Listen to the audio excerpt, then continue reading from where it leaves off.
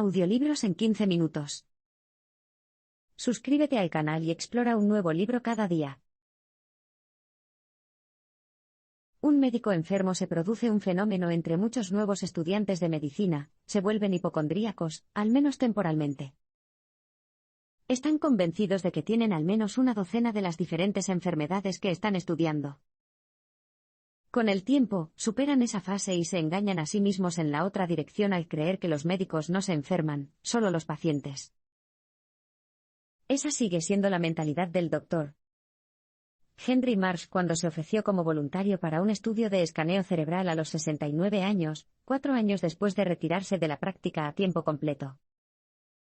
Marsh es un conocido neurocirujano británico que se especializa en extirpar tumores cerebrales y espinales cancerosos. Cuando ve su propio escáner cerebral después de un estudio voluntario, se queda atónito. Como es médico, y muy inteligente en eso, y los médicos no se enferman, espera que su cerebro parezca joven y vibrante. En cambio, está envejecido y arrugado como un cerebro humano normal. Esa misma sensación de invencibilidad también ha impedido que Marsh programara un examen de próstata, a pesar de que ha tenido problemas de próstata durante 25 años. Su vago plan de ver a un colega para el examen se retrasa nuevamente debido a la aparición de la COVID-19. La pandemia hace que piense en una disminución del flujo de orina en el fondo de su mente. Cuando finalmente vea a su colega en otoño de 2020, el examen revela una próstata firme que requiere más pruebas.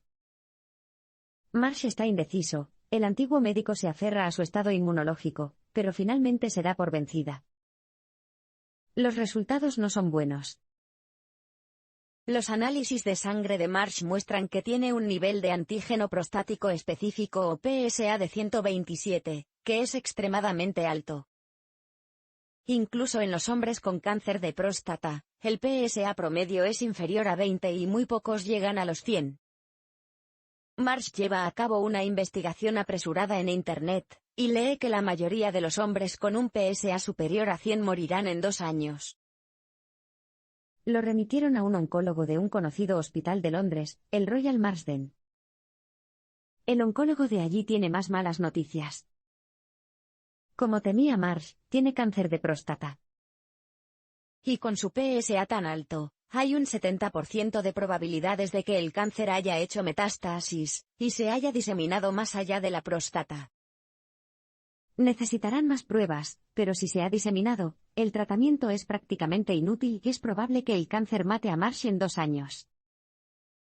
Puede que Internet haya tenido razón. Volviendo al Royal Marsden, cuando se construyó en 1851, el Royal Marsden fue el primer hospital dedicado al cáncer del mundo.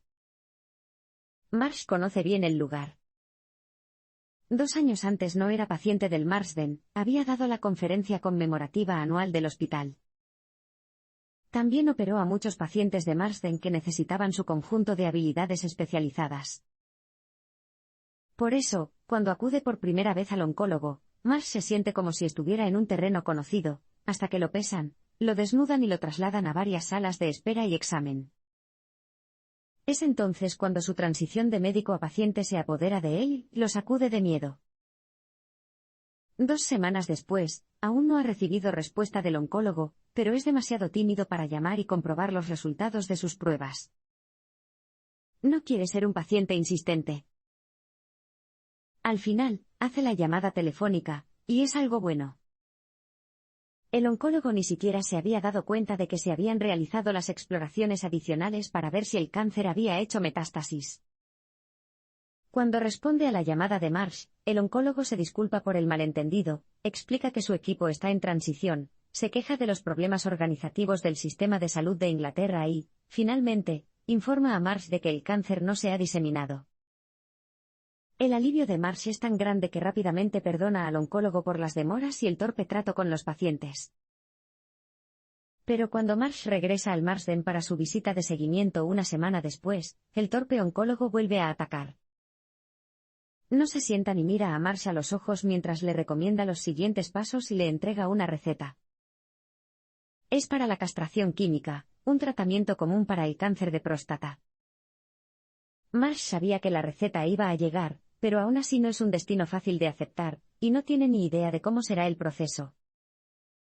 El oncólogo no ofrece ninguna información, y Marsh no hace ninguna pregunta porque todavía se siente demasiado incómodo en su papel de paciente.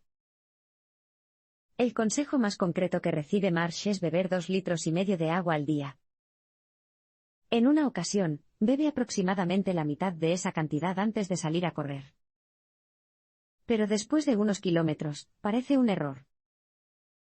Desesperado por encontrar un baño, llega hasta la puerta de su casa antes de perder la batalla.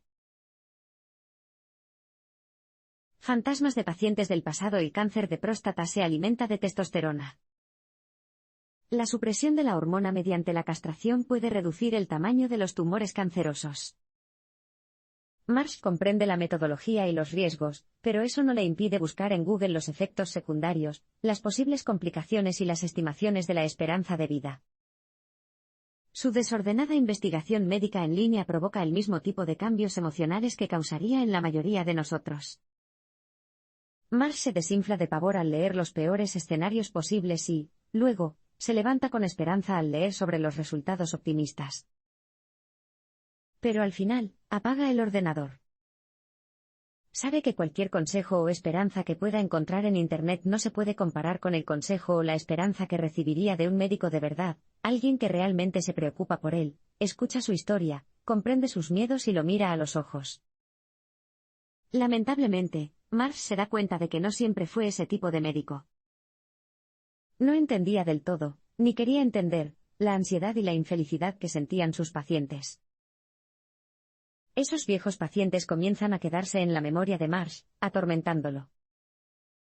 Se sienten como fantasmas que exigen justicia. También se enfrenta al pasado cuando ve la pila de cajas llenas de registros médicos que se tambalean en su garaje. Se ha exigido a Marsh que mantenga los registros por motivos legales, pero eso no facilita su presencia. Cada caja está repleta de archivos para pacientes a los que Marsh está seguro de que podría haber tratado con al menos un poco más de compasión y comprensión. Mantiene a los fantasmas a raya al encontrar algo de simpatía por sí mismo. La realidad es que los médicos no pueden ser realmente empáticos, ya que eso les dificultaría demasiado hacer su trabajo. Marsh lo sabe.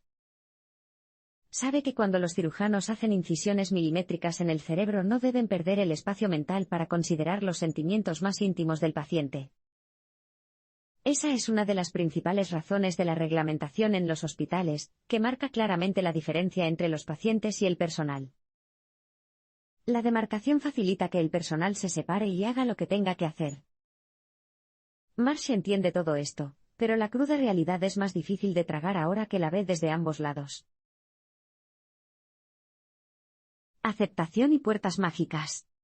El diagnóstico de cáncer no solo hace que Marsh critique sus acciones pasadas como médico, sino que también se critica a sí mismo como paciente. Se golpea a sí mismo por esperar al examen de próstata. Se acuesta en la cama con ganas de morir.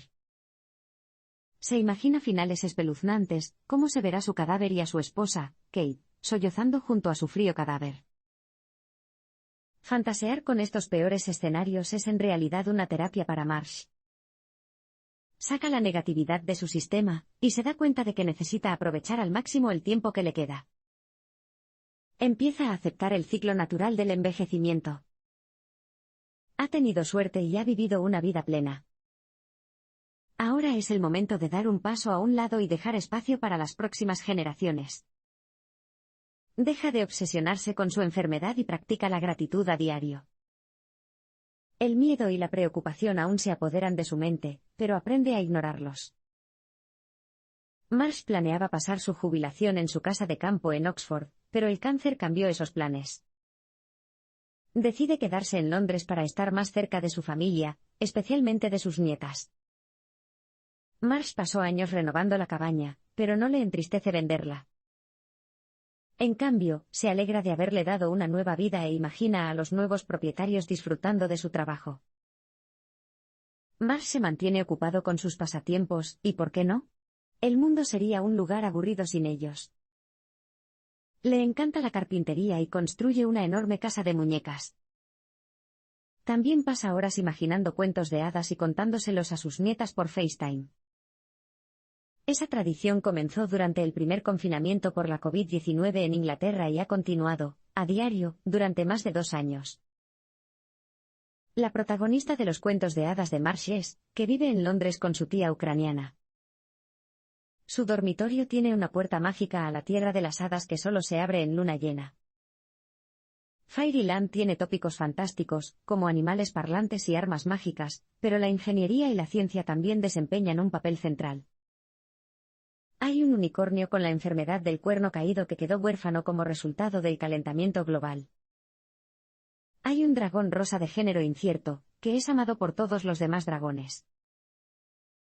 Mientras crea el mundo de Oleisa, Marsh sigue sometiéndose a una terapia hormonal, que es una forma más suave de decir castración química.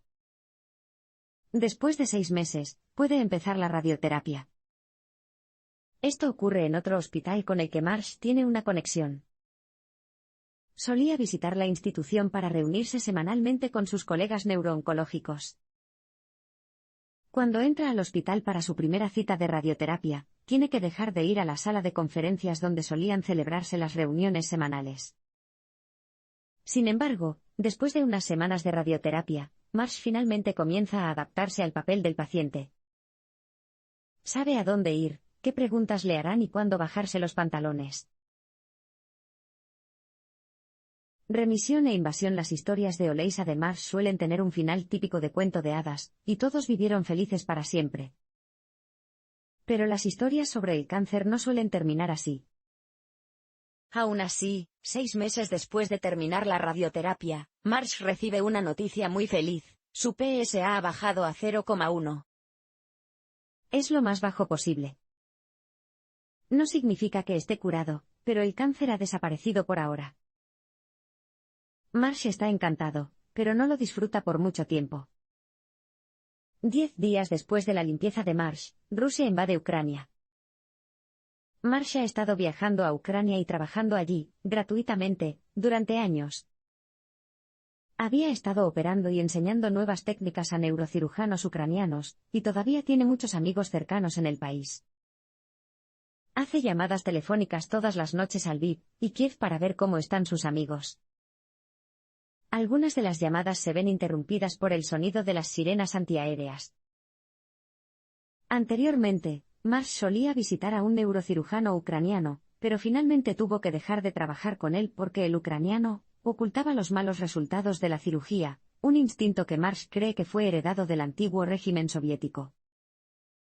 Además, el ucraniano solo compartiría las nuevas técnicas con otro cirujano ucraniano, su hijo. El nepotismo también era común durante la era soviética, al igual que el soborno. Marsh recuerda a un ministro de salud ucraniano que fue despedido por no aceptar sobornos. Uno de los pacientes del cirujano ucraniano era un soldado ucraniano y un francotirador. Resultó herido mientras luchaba contra los rusos en la región de Donbass antes de la invasión rusa a gran escala. Marsh le preguntó al soldado qué pensaba que pasaría con el conflicto, y el soldado dijo que no veía un final.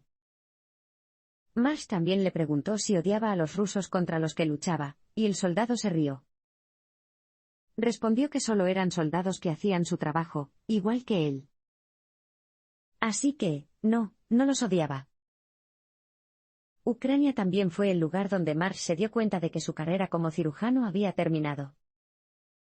Olena, una joven médica ucraniana, tenía un enorme tumor de neuroma acústico, que era la especialidad de Marsh. Le pidió a Marsh que realizara la cirugía para extraerlo. Dudó, pues sabía que su colega más joven en Londres podía hacer el trabajo igual de bien, y probablemente mejor. A Olena no le importaba, confiaba en Marsh. Durmió con la decisión y al día siguiente insistió en que Olena viera a su colega más joven.